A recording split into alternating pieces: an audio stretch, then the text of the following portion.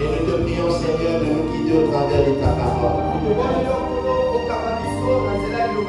Bénis ce peuple et sois notre Dieu en toutes choses.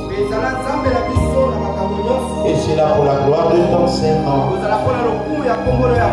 Au nom de Jésus-Christ, notre Dieu et notre Sauveur. Amen. Que le Seigneur vous bénisse richement. Amen. Je vous salue dans le merveilleux nom de notre Seigneur Jésus-Christ. Et je vous souhaite la bienvenue dans la maison du Seigneur. Amen. Est-ce que vous allez bien? Amen. Que le Seigneur vous bénisse. Nous bénissons le Seigneur pour cette opportunité. Et nous croyons qu'il y aura un jour où nous serions ici pour la dernière fois. Où le dernier verset biblique sera lu. La dernière prédication sera prononcée. Et nous rentrerons et nous ne reviendrons plus ici. Croyons qu'il y aura un jour où il y aura l'enlèvement. Amen. Que le Seigneur vous bénisse. Nous allons nous lever pour prendre le livre de Job. Job au chapitre 28. Et je commence à partir du verset 12. La Bible dit: mais la sagesse, où se trouve-t-elle? Où se trouve-t-elle? Où est-ce qu'elle habite? Amen. Où est la demeure de l'intelligence? L'homme n'en connaît point le prix. Elle ne se trouve pas dans la terre des vivants. La Bible dit: elle n'est point en moi. Et la mère dit: elle n'est point avec moi. Elle ne se donne pas contre de l'or pur. Elle ne s'achète pas au poids de l'argent. Elle ne se pèse pas contre l'or d'Ophir,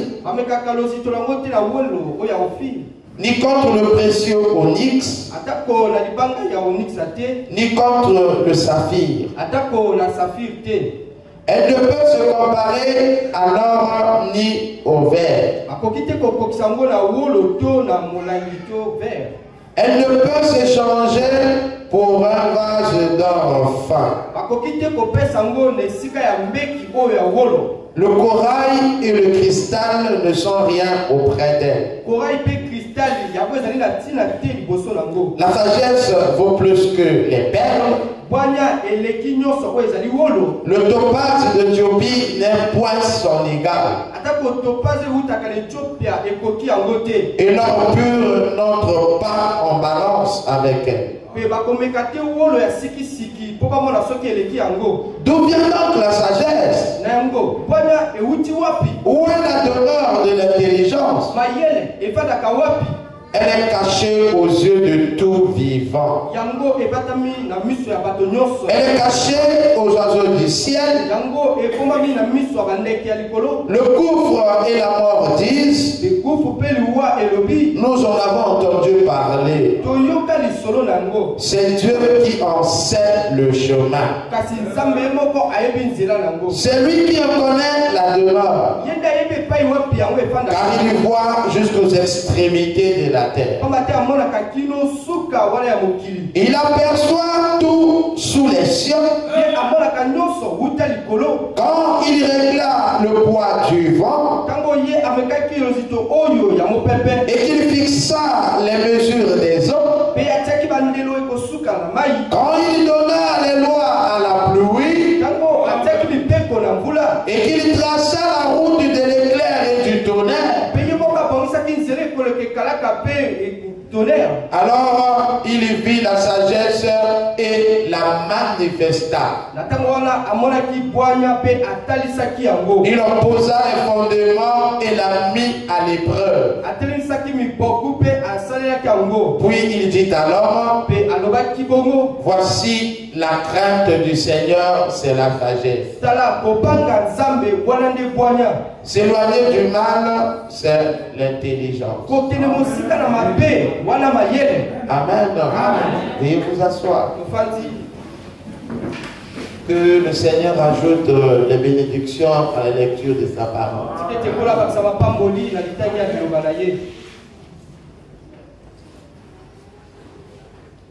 Amen. Amen. Je suis en train de continuer mon enseignement sur le discernement des intelligences. Amen. Vous voyez que ici, Job, en parlant de l'intelligence, il se pose la question de savoir où est la demeure de l'intelligence. Et il dit qu'elle ne se trouve pas dans la terre des vivants. L'abîme et la mer disent, elle n'est point en moi.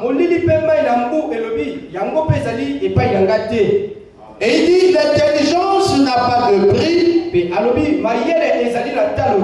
Et il n'y a aucune chose qu'on peut égaler à l'intelligence. Et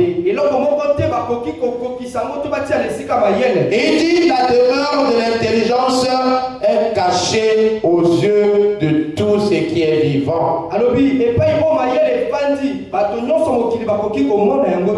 dit, le gouffre et la mort disent, nous en avons entendu parler. Mais là où l'intelligence habite, c'est Dieu qui en sait le chemin. C'est lui qui en connaît la demeure. Mais il conclut au verset 28, il dit, la crainte du Seigneur, c'est la sagesse. Et s'éloigner du mal, c'est l'intelligence.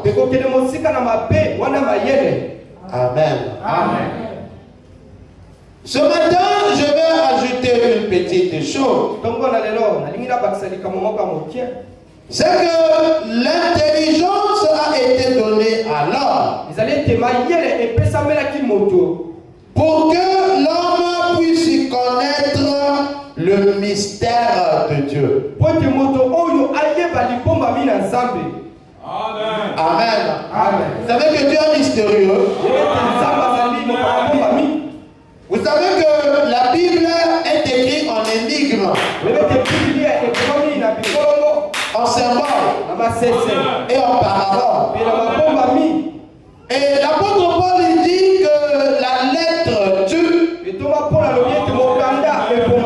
mais l'esprit vivifie. Ça veut dire que si nous nous arrêtons seulement sur la lettre, ceci étant des versets bibliques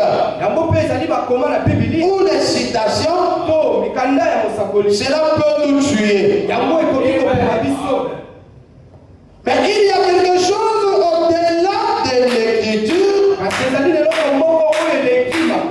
qui apporte la vie. Et cette chose qui apporte la vie, c'est l'esprit. Et la Bible dit l'esprit vivifie.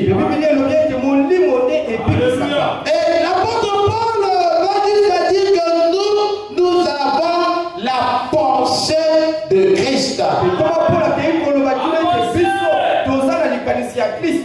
lorsqu'on dit penser, ce qui dit penser n'est pas encore en parole. Parce que la pensée devient parole lorsqu'elle est prononcée. Après que l'apôtre Paul est mort de très loin, pour dire que nous pouvons avoir accès aux choses qui ne sont pas écrites. Nous pouvons avoir accès aux choses qui ne sont même pas encore prononcées. Donc nous rentrons dans la pensée de Dieu. Avant même que Dieu l'exprime. Et si nous sommes en connexion avec Dieu, nous pouvons savoir ce que Dieu va faire. C'est pour ça que rentrer en contact avec Dieu, c'est mieux que d'être simplement un connaisseur de la parole. Connaître la parole, c'est une bonne chose. Mais rentrer dans l'idée de l'écrivain, c'en est un autre. Voyez, lorsque nous allons là vers le CHU, vous arrivez là où il y a les rails là. Vous allez voir qu'il y a des tableaux qu'on vend là. Les peintres ont fait des tableaux. Lorsque vous regardez ces tableaux là, vous avez l'impression que c'est des tableaux qui sont simples. Que c'est des dessins, que c'est des images qu'on est en train de vendre. Ce n'est pas comme ça. Derrière chaque tableau, il y a une interprétation. Et cette interprétation-là est cachée dans la pensée de l'artiste. Et c'est ça qu'on appelle l'inspiration. Ça veut dire que l'artiste est frappé par une inspiration. Ça peut être une preuve qu'il a vécue, une situation qu'il a traversée, ou un événement qui l'a choqué. Et cela l'amène à réaliser un tableau. Alors, lorsque tu es prophète, tu arrives et tu vois le tableau, tu vois l'image. Tu peux donner ton interprétation. Mais ton interprétation n'est pas l'interprétation de l'artiste. Alors si tu veux avoir une bonne interprétation, tu dois aller vers l'artiste. Parce qu'il est le seul qui connaît ce qui est caché derrière le tableau. Peut-être un tableau mystique, mais tu achètes parce que tu as aimé la beauté.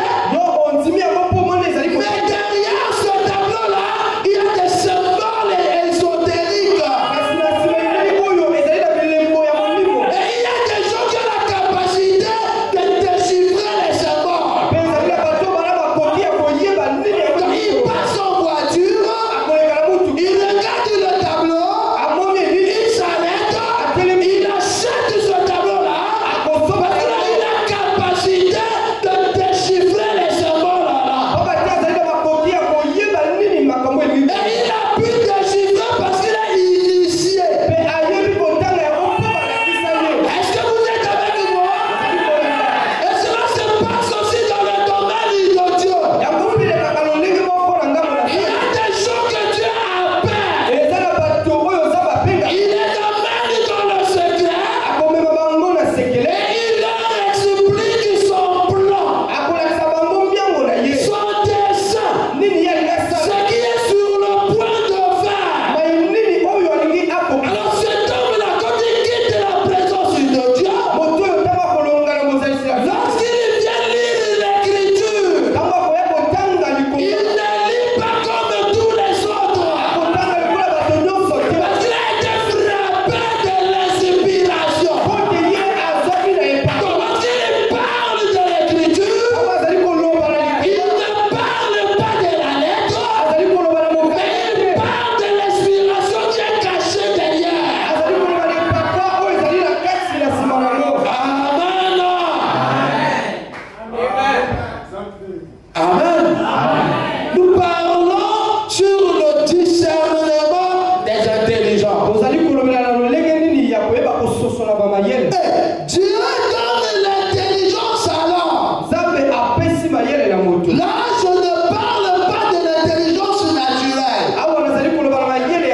Je ne parle pas de l'intelligence qu'on acquiert à l'école. Mais je parle de l'intelligence divine. Et chacun de nous devrait prier Dieu pour que Dieu lui donne son intelligence. Et Dieu donne son intelligence à l'homme pour que Dieu puisse, l'homme puisse connaître son mystère. Parce que Dieu a caché sa parole. Dieu a caché ces choses aux sages et aux intelligents de ce monde. Donc, il y a des gens de ce monde qui sont des érudits, qui ont des doctorats, qui sont des savants, mais qui ne peuvent pas rentrer dans la profondeur de la parole de Dieu. Et pour connaître le mystère de Dieu, il faut recevoir l'intelligence divine. C'est à partir de là que nous commençons à comprendre qui était William Branham. Parce que William Branham, étant un primaire, William Branham a expliqué la science. Il a expliqué le commencement. Il a expliqué avant même le commencement. William Branham rentre dans les profondeurs du spirituel. Et il nous a apporté le livre révélé. Alors comment William Branham a fait pour le voir? C'est que William Branham avait reçu l'intelligence divine. Et lorsque quelqu'un reçoit l'intelligence divine, il aura une capacité surnaturelle d'apporter à ses frères une compréhension de la parole de Dieu. Amen. Tu veux comprendre Dieu? Tu veux comprendre comment il fonctionne? Il te faut son intelligence. Parce que l'intelligence, c'est de l'école où nous égale. Amen. Colossiens chapitre 2. La Bible dit: je veux en effet que vous sachiez combien est grand le combat que je soutiens pour vous. Et pour ceux qui sont à la Odyssée, et pour tous ceux qui n'ont pas vu mon visage en la chair, afin qu'ils aient le cœur rempli de consolation, afin qu'ils soient unis dans la charité et enrichis d'une pleine intelligence pour connaître le mystère de Dieu, savoir Christ. Amen.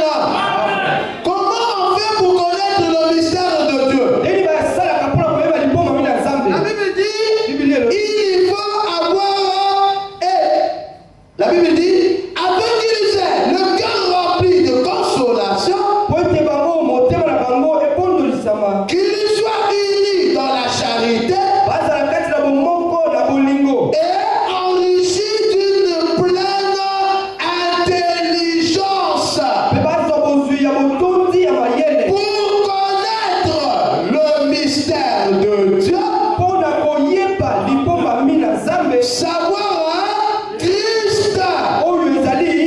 Donc, personne ne peut dire qu'il connaît Christ s'il n'a pas reçu la pleine intelligence divine. Sinon, ça ne serait qu'une connaissance littérale, une connaissance intellectuelle.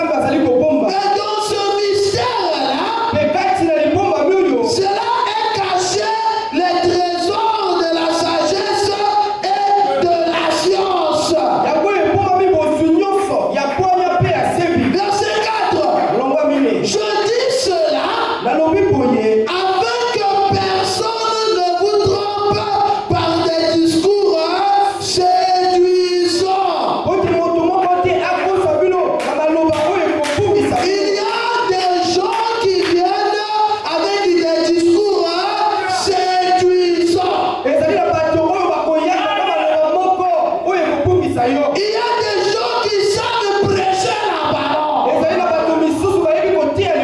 y a des gens qui savent agencer les citations. Il y a des gens qui ont un langage facile. Mais c'est des choses qui ne donnent pas la vie. Mais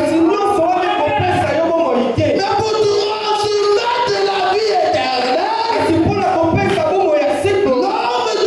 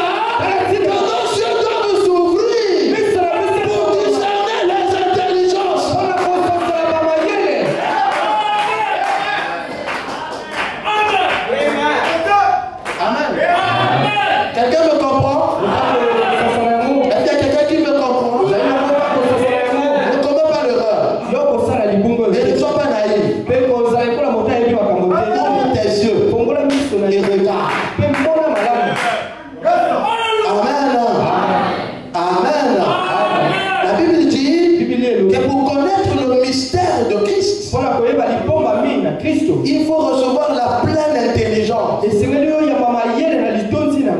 dans ce mystère qu'il y a la science, la sagesse et tout ce dont nous avons besoin. Quelqu'un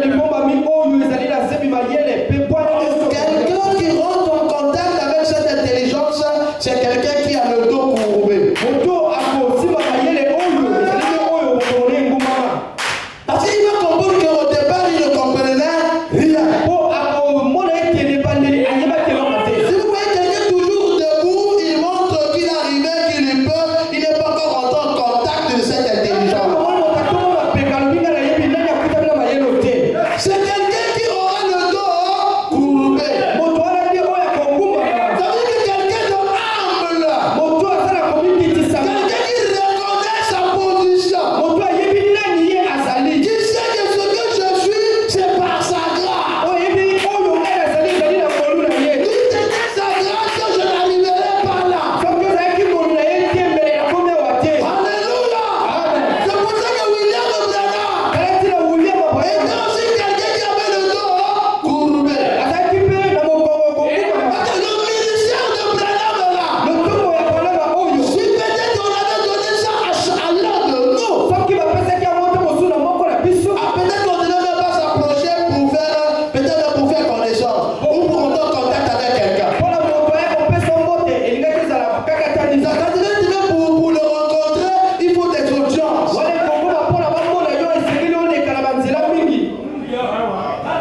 Amen. Est-ce qu'on peut avancer un peu? Dieu donne son intelligence à l'homme pour que l'homme puisse y connaître son mystère. Prenons le livre de 1 Jean au chapitre 5.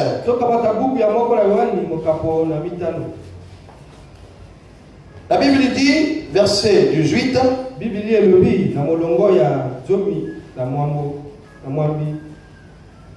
1 Jean chapitre 5, verset 18. La Bible dit, nous savons que quiconque est né de Dieu ne pratique pas le péché.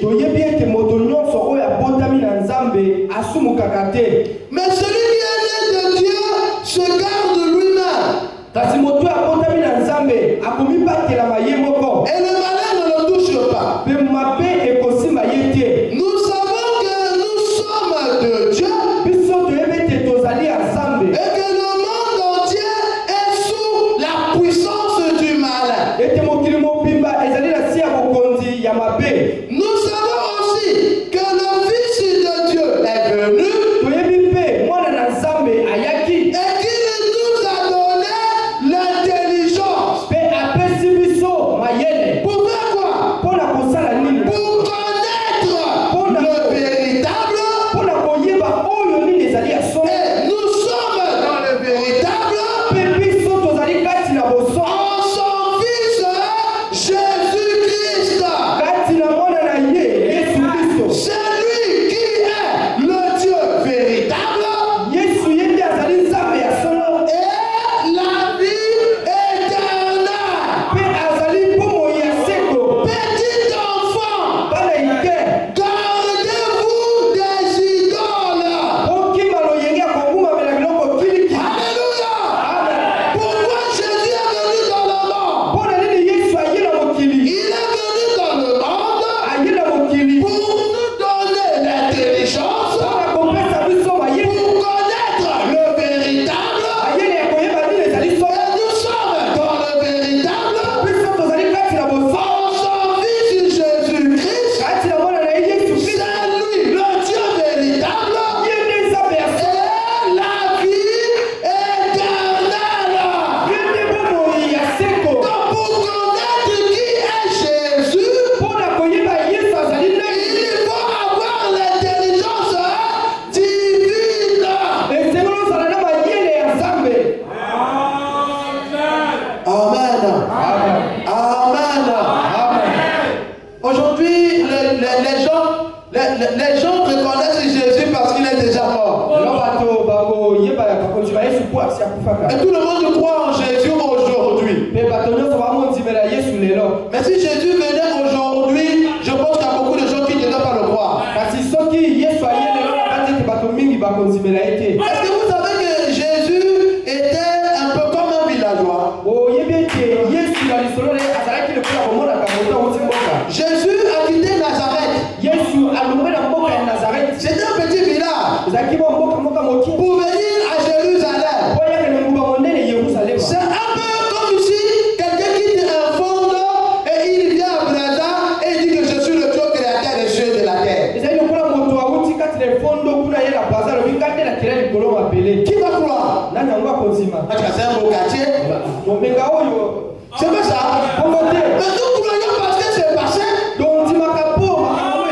Si c'est aujourd'hui, là, il y a beaucoup de gens qui ne vont pas croire. Amen. Lorsqu'on parle de connaître qui est le Christ, c'est au-delà de ce que nous pensons. Il s'agit de reconnaître Dieu dans la chair humaine.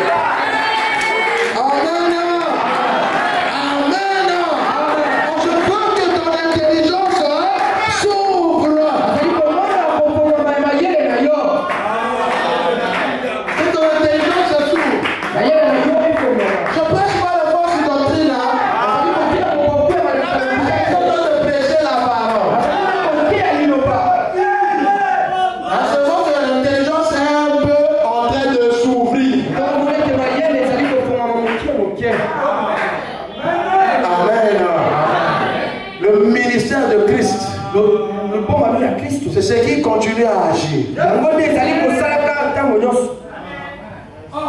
Amen. Amen. Apocalypse chapitre 13. Parce que nous avons dit que Dieu donne l'intelligence à l'homme pour que l'on puisse connaître son mystère. Pour que l'on puisse connaître ce qui est caché. Apocalypse chapitre 13. Je prends le verset 17. Écoutez ce que la Bible dit. Et que personne ne puisse acheter ni vendre sans avoir la marque. Ici, Jean a vu une femme qui est assise sur cette colline, une femme mystère avec beaucoup de choses. Et Jean ne comprenait absolument rien.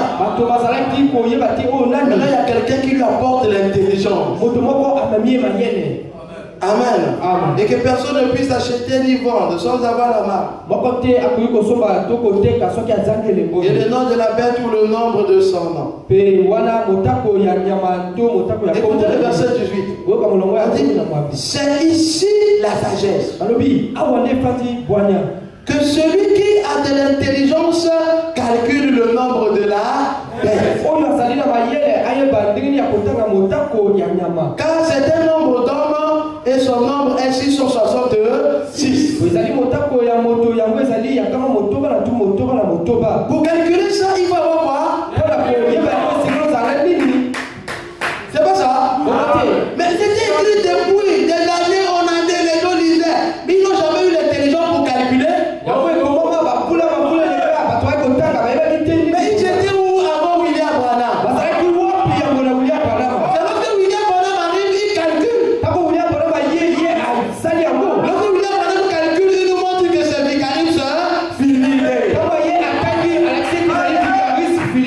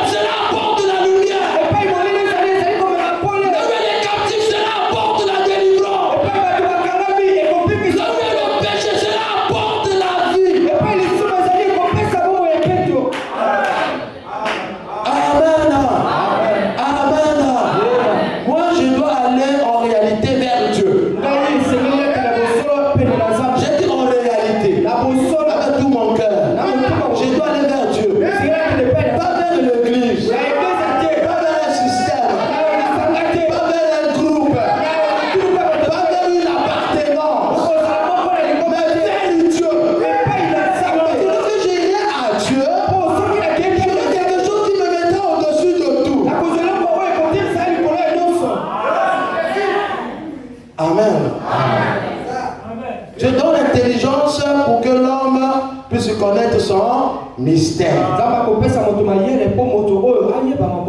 Et si vous regardez juste à côté, Apocalypse chapitre 17,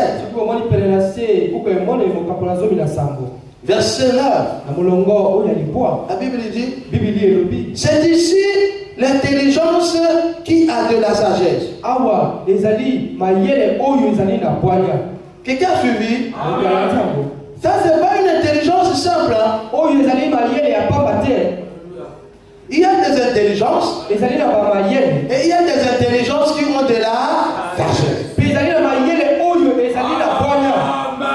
Hein? La Bible dit, c'est ici l'intelligence qui a de la sagesse. Les sept têtes sont sept montagnes sur laquelle la femme est assise. Mais qu'est-ce que cette intelligence qui a de la sagesse est en train de faire? C'est là en train d'apporter la révélation. Amen. Vous comprenez que Dieu donne l'intelligence à un homme pour que l'homme puisse connaître et comprendre sa parole.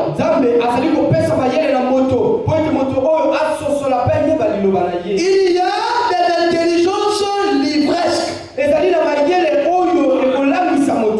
Livresques simples. Et il y a des intelligences qui ont de la sagesse. L'intelligence qui a de la sagesse, c'est l'intelligence divine. Et l'intelligence simple, c'est une intelligence qui est humaine. Et quand tu pousses plus loin, c'est satanique. Parce que la sagesse, c'est la crainte de l'éternel. C'est pas ça? Ça veut dire que si nous avons une intelligence qui n'a pas à l'intérieur de lui la crainte de l'éternel, c'est une intelligence satanique. Une intelligence qui vient à l'homme. Cette intelligence doit avoir en elle la crainte de l'éternel. Et la Bible dit que l'intelligence, c'est s'éloigner au mal. L'intelligence de Dieu, on le reconnaît lorsqu'en cela il y a la crainte de l'éternel. Et si cette intelligence-là nous éloigne du mal,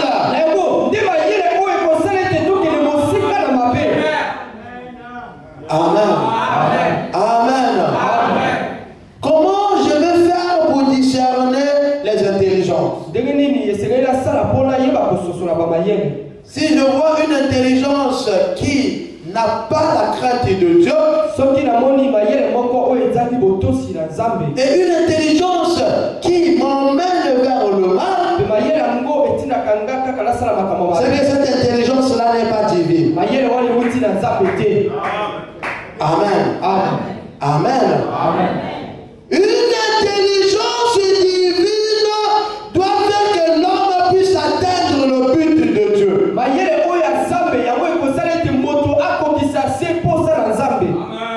Est-ce que vous me suivez? L'intelligence de Dieu doit faire à ce que l'homme puisse atteindre l'objectif de Dieu. L'intelligence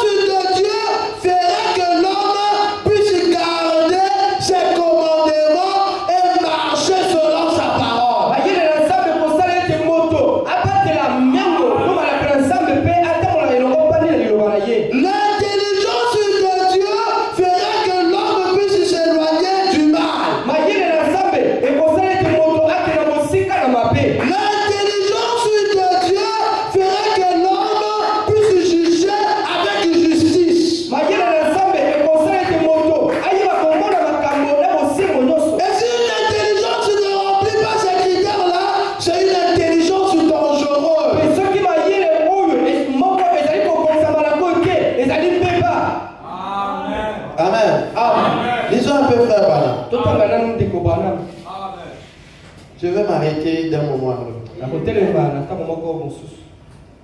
Frère Branham me dit, dans la brochure, ne t'appuie pas sur ton intelligence. Paragraphe 40. Frère Branham me dit, alors, quand quelqu'un prétend avoir le Saint-Esprit et qu'il accepte quelque chose qui est contraire à la parole, on peut voir par là que ce n'est pas le véritable Saint-Esprit qu'ils ont. Alléluia. Tu ne peux pas nous dire que tu as le Saint-Esprit et tu marches contraire à la parole.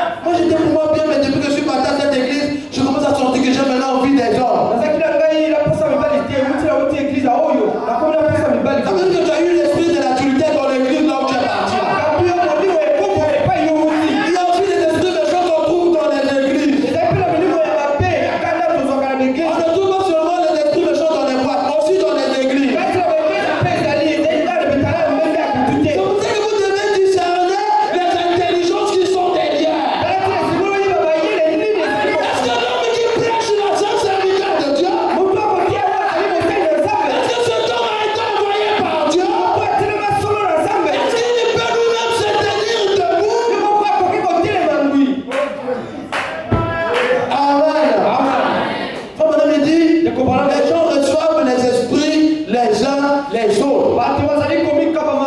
C'est pour ça que vous devez choisir vos amis. Les mauvais amis corrompent les bons âmes. Il y a des gens qui sont devenus chanvreurs parce qu'ils se sont baladés avec les chanvreurs. D'autres sont devenus prostituées parce qu'ils se sont baladés avec des prostituées. Les esprits sont contagieux. Et c'est une maladie contagieuse à craindre, c'est la maladie des esprits. Parce que lorsque l'esprit méchant rentre en toi, parfois tu ne te rends pas compte. Amen. Amen. Comme on a dit, les gens prennent les esprits les uns les autres. Et alors avec ça, il pourrait être dirigé. Disons un groupe d'hommes vers une certaine chose, mais ils ne seront pas dirigés vers Christ. Mais le Saint-Esprit, lui, il dirige toujours vers Christ.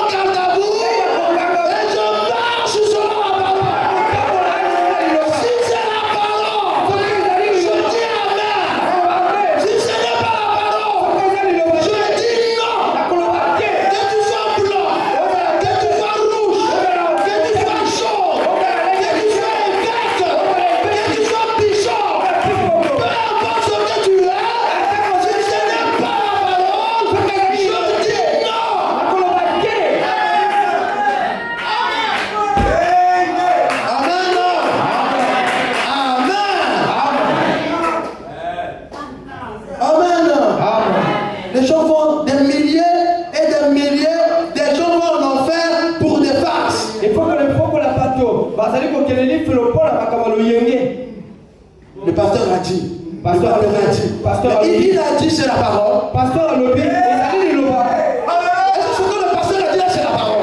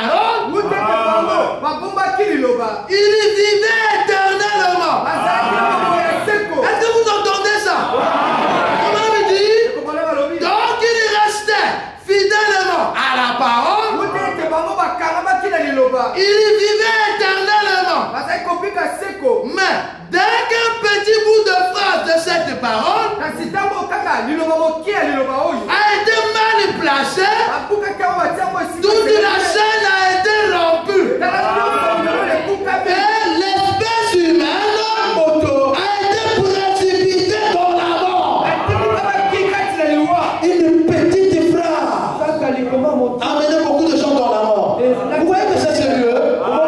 Est-ce que vous comprenez que c'est sérieux là?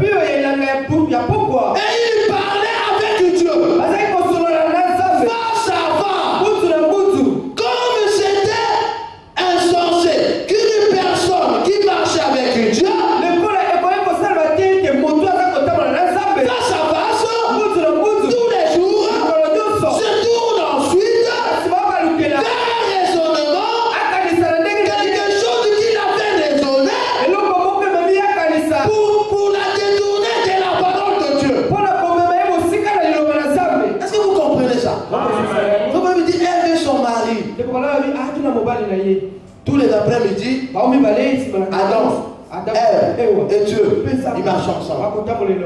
Mais comment quelqu'un qui avait une compréhension, qui marchait avec Dieu, qui comprenait les choses, mais comment il a fait encore pour tomber dans une petite chose comme ça? C'est pas simple. La spiritualité n'est pas simple. Et le diable, c'est pas un bébé. Le diable, lorsqu'il vient pas, il vient encore, il ne te dira pas que ça c'est le mal. Voilà. Non. Est-ce que vous avez pensé comment le diable, au ciel, il gagne 3/4 des anges?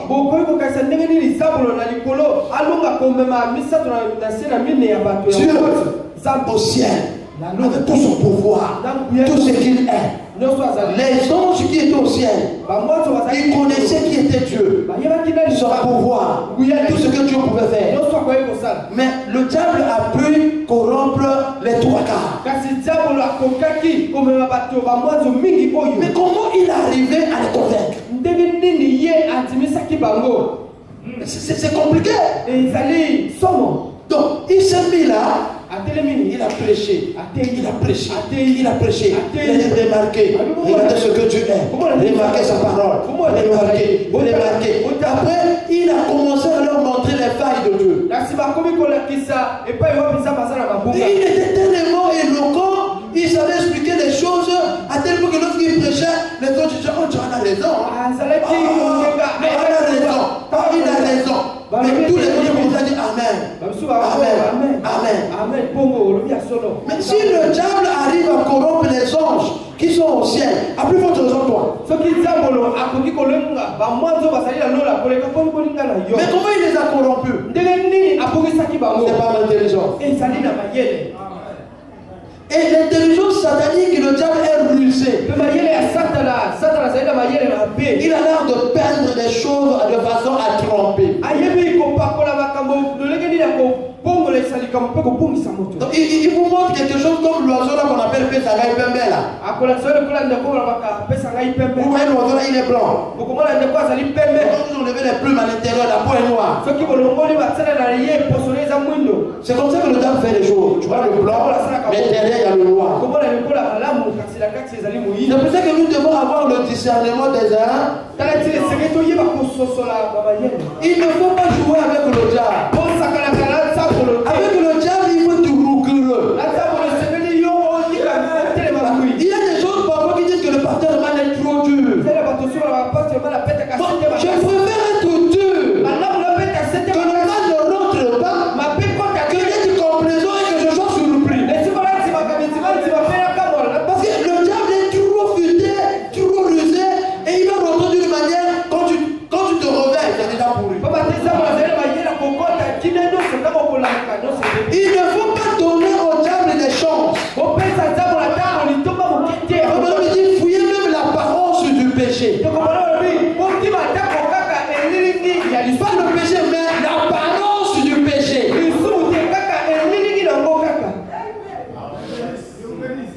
Amen. Je vais m'arrêter.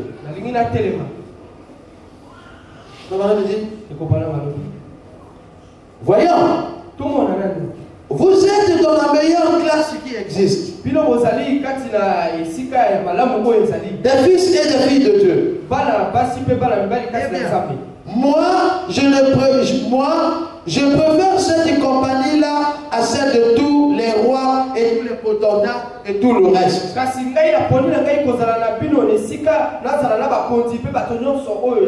Pour moi, rien ne vaut ce groupe de gens humbles. Ils auront beau ne pas savoir distinguer leur droite de leur gauche.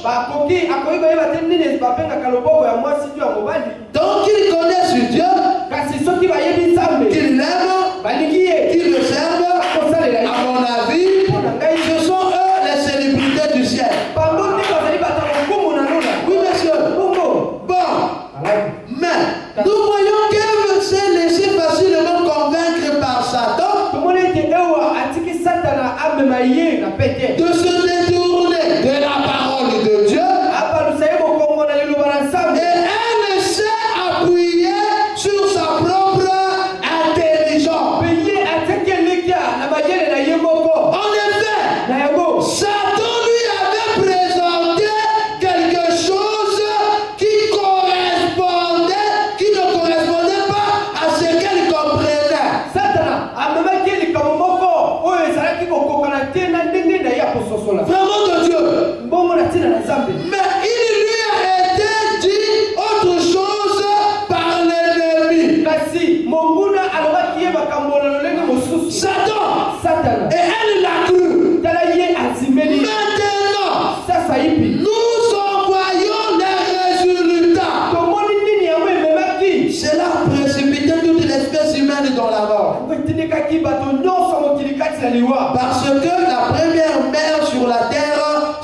s'appuyer sur sa propre intelligence.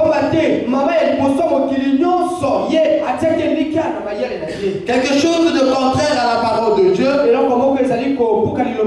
Et elle a précipité toute l'espèce humaine dans la mort.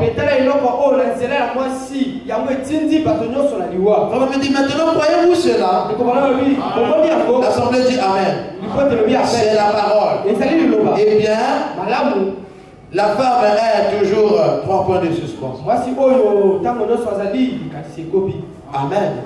Vous voyez qu'au commencement, le diable, même pas au commencement, depuis même le ciel, le diable pour travailler, il utilise l'intelligence. Lorsqu'il est rentré dans le jardin d'Éden, il a utilisé l'intelligence. Ce qui était à la Genèse, c'est ce qui sera à l'Apocalypse. Ce qu'il a fait au commencement, c'est ce qu'il fera là. Là-bas c'était l'intelligence, ici aussi sera l'intelligence. Maintenant c'est à nous les chrétiens d'avoir la révélation et de ne pas nous appuyer sur l'intelligence humaine, mais de nous appuyer sur la parole de Christ. Amen. Que le Seigneur vous bénisse.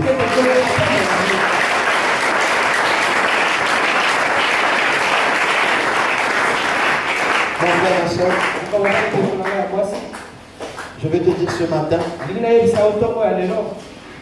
ne t'appuie pas sur ta propre intelligence. N'aie pas confiance à l'intelligence de ce monde. Et pour ce qui concerne la vie, tu dois t'appuyer sur la parole de Dieu. Alors que nous allons prier, et chacun nous a dit ce qui est dans son cœur.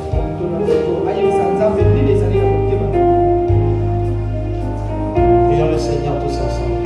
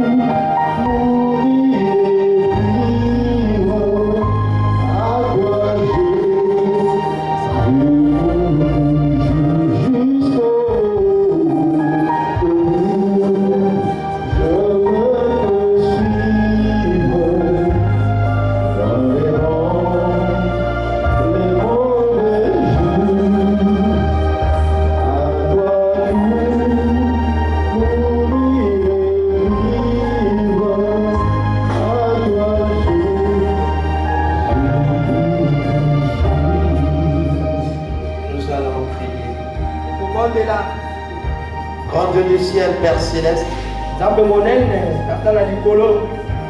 nous te remercions de ce que tu nous as soutenus ce matin. Merci pour ta parole, pour ta présence et pour ce peuple. Nous sommes à la fin de notre réunion. Nous te prions de raccompagner chacun de nous à la maison. Puisses-tu bénir les 10 000 offrandes et sur notre Dieu en toutes choses. Au nom de Jésus-Christ. Amen.